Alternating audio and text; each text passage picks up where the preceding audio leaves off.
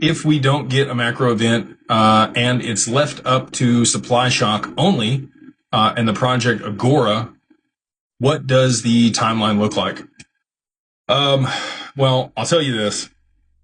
I was disappointed just like everybody else at the end of last year. You did have the raid that was supposed to happen in Venezuela was actually delayed by about 2 weeks. They've been planning that for a while. They had, a full plan of action 4 days before that took place on the 30th to go in and do that.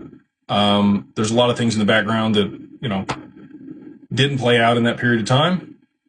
But with that being said, my team has told me that I need to stay away from timelines or specific prices, at least for the short term here, and continue to focus on the macro events because that is actually what's going to lead to the price appreciation.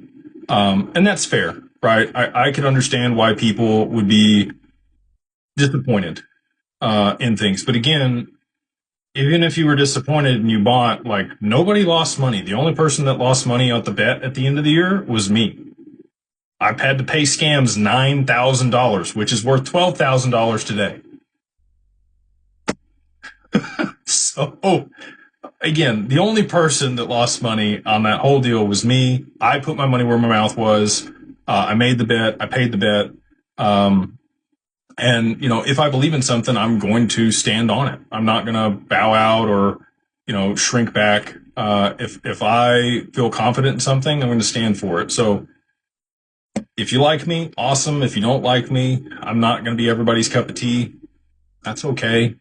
But, to that point, I'm probably going to, at least for the next 6 months here, my deal with my legal team is I'm not going to be giving timelines on anything. I'm not going to be giving any specific price points or projections. It's just going to be the macro events that are going to cause the exponential move in XRP. Okay. And again, I still believe in 3, 4, 5 digits, just like I've talked about.